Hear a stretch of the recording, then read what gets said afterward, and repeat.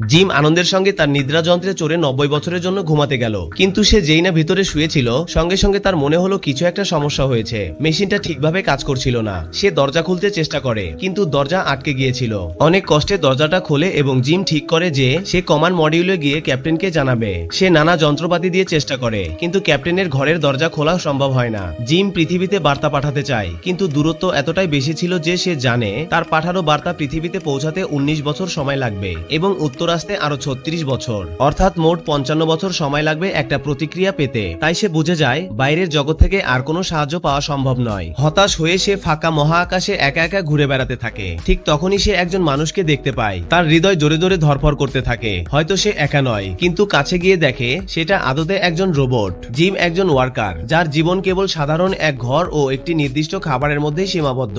1 বছর কেটে যায় আর একাকিত্ব তাকে গ্রাস করতে থাকে। একদিন সে একটি সুন্দরী নারীকে নিদ্রা যন্ত্রে ঘুমিয়ে থাকতে দেখে। তখন তার মনে হয় কেননা এই মহিলাকে জাগিয়ে তোলা যায়। পরের দিন সে নিজের টুলকিট থেকে সেই মহিলার ক্যাপসুল শর্ট সার্কিট করে, ফলে সেই নারী জেগে ওঠে।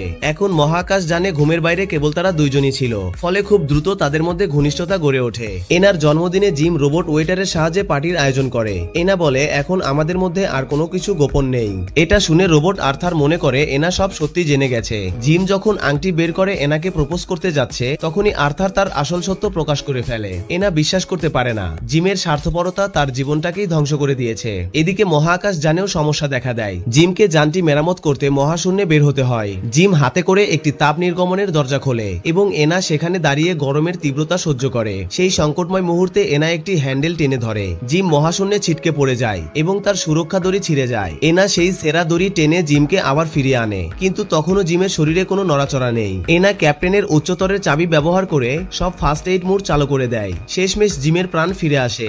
এখন মহাকাশ জানে কেবল একটি নিদ্রা যন্ত্র খালি ছিল।